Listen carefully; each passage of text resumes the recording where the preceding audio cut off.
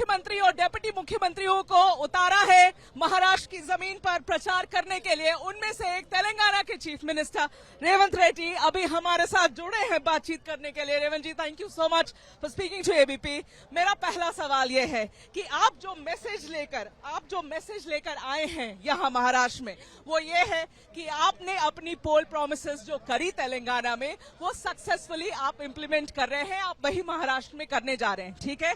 अब बीजेपी ने आपको सुना, उनका ये कहना है कि जो आप लोग बातें कर रहे हैं वो सिर्फ एक इल्यूजन है, वो उसमें कोई तथ्य नहीं, वो झूठ है, क्योंकि आप रेवंत रेड्डी अपने ही स्टेट में आधे समय गायब रहते हैं, ये उनका कहना है। आपकी पोल प्रॉमिस थी, आपने 1 किलो सोना देना था, जिन औरतों की शादी हो रही वो आप नहीं दिया।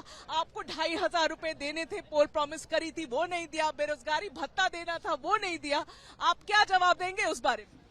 मैं अभी 11 साल के बाद नरेंद्र मोदी जी के सरकार और कांग्रेस पार्टी के सवाल पूछना देखे तो अभी नरेंद्र मोदी उनका फेल्यूर कितना है ये पता अंदाजा कर सकता है, क्योंकि 2014, 2019, 2024 3 बार नरेंद्र मोदी जी ने झूठे वायदा कर प्रधानमंत्री बने और यहाँ पर भी पार्टियों को तोड़कर सरकार बनाए। उनका कोई बोलने के लिए कुछ है नहीं, इसीलिए 10 महीने का सरकार के खिलाफ उन्होंने बोलना शुरू किए। हम सरकार बना के 10 महीने हुआ, 10 महीने में हम लोग किसानों के 2 लाख रुपए खर्चा माफी के, 18,000 करोड़ रुपए 25 दिन में मैं किसानों को खर्चा माफी किए। मैं सवाल करना चाह रहा हूँ, नरेंद्र मोदी जी ने 11 साल में कितने किसानों के लिए पूरा देश पर या गुजरात में कितना किए, और सबसे ज्यादा highest suicide farmers Maharashtra, India number 1 farmer suicides in Maharashtra. तो यहाँ पर क्या किया मोदी जी, जवाब देना है। और हर गरीब को 2020 में हर गरीब को घर देते बोल के बोले, मगर किसके कौन सी गरीब को घर दिए? हम जाएंगे घर घर। वो झूठा प्रॉमिस कर रहे हैं, अभी झूठा प्रॉमिस कर रहे हैं। नहीं, वो भारतीय झूठा पार्टी है।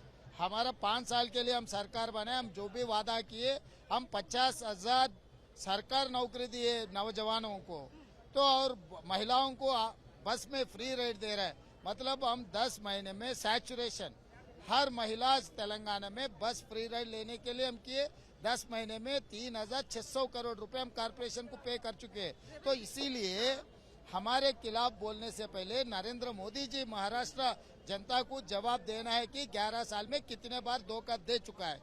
रेवंत जी, एक बात बताइए, आप लोगों ने महालक्ष्मी योजना, राहुल गांधी आए यहाँ, उन्होंने कहा वो महालक्ष्मी योजना की शुरुआत करेंगे, 3,000 रुपए हर महीने महिलाओं को देंगे। आप अभी ही आरोप लगा रहे हैं कि इनकी लाडली बहन योजना जो चल रही है 1,500 रुपए दे रहे, 1,500 रुपए दे रहे, पूरा स्टेट डेट में है। आप बार बार लांछन लगाते, आरोप लगाते कि कहाँ से पैसे आ रहे, फिर आप 3,000 रुपए कहाँ से देंगे? रेवंत रेड्डी जी, कहाँ से पैसा आए? हाँ, सही सवाल पूछे।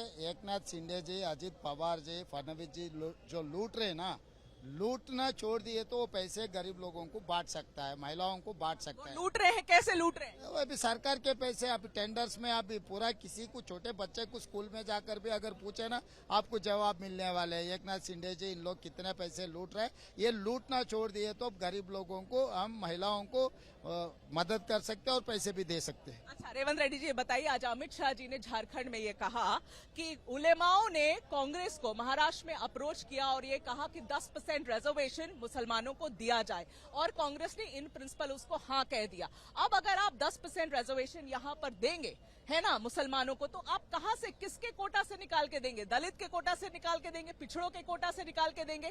कांग्रेस का क्या जवाब है? ये बड़ा आरोप है अमित शाह का। अमित भाई गृह मंत्री है, झूठ बोलना उनके लिए ठीक नहीं है, क्योंकि 50% अपर सीलिंग है। सुप्रीम कोर्ट ने ये कह चुका है 50% के आगे कोई भी रिजर्वेशन देना मना है। तो कहाँ से SC ST को तो कॉन्स्टिट्यूशनल प्रोटेक्शन है, कहाँ से देंगे? कौन वादा किए? कांग्रेस पार्टी क्या वादा किए? ये अमित भाई ने कह रहा बोले तो वो हमारा ऑफिशियल स्पोक्स पर्सन थोड़ी है। तो झूठे आरोप करना छोड़ दो। वादा नहीं किया मुसलमान रिजर्वेशन जो 50% के अंदर है, तेलंगाना सरकार ने 4% मुसलमान रिजर्वेशन दे दिया हुआ है, 20 साल से वो रिजर्वेशन लागू है। तो जी यहाँ 10% आपने हाँ बोला है, अगर कांग्रेस ने इन प्रिंसिपल हाँ बोला तो कहाँ से निकाल के देंगे? किसी भी लोगों ने हाँ बोला नहीं है।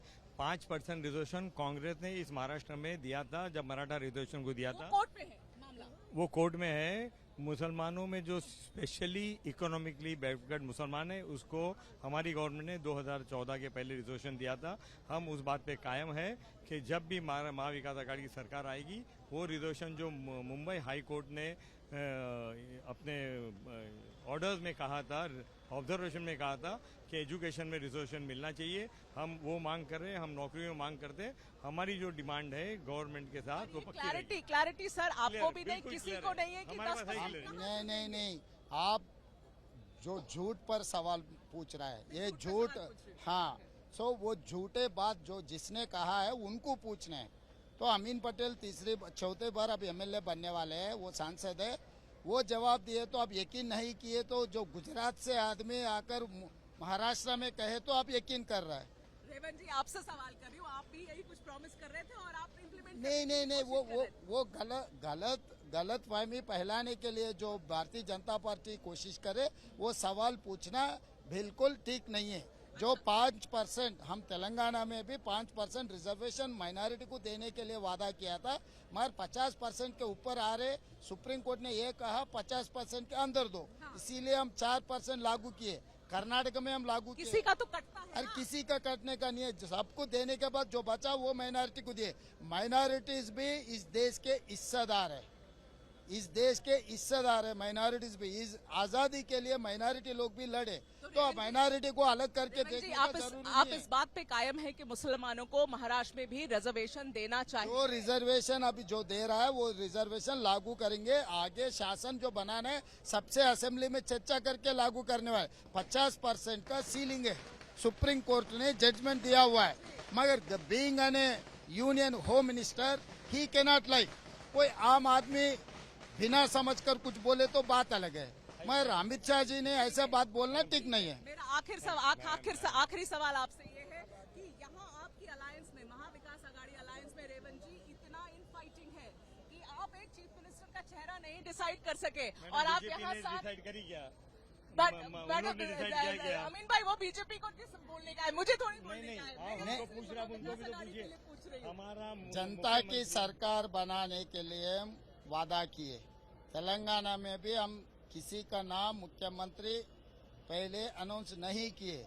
एमएलए चुनने के बाद, क्योंकि हमको ये रिजर्वेशन के बारे में, संविधान के बारे में भरोसा है। संविधान में क्या है, एमएलए बनने के बाद सीएलपी बुला के सीएलपी में मेजॉरिटी एमएलए का ओपिनियन लेकर हम मुख्यमंत्री बनाएंगे। बिना एमएलए कांग्रेस का सीएम चाहते हैं, कांग्रेस का सीएम चाहते हैं कि आप महाविकास आघाड़ी के सीएम सबको बिठा के मेंबर आने के बाद बैठकर सबके ओपिनियन लेके हम मुख्यमंत्री बनाएंगे। आप बेफिक्र रहो, महाविकास आघाड़ी के मुख्यमंत्री बनने वाले, उस दावत पे आपको भी हम बुलाएंगे। Thank you. For exclusive and insightful videos, subscribe to our new channel ABP Live Premium.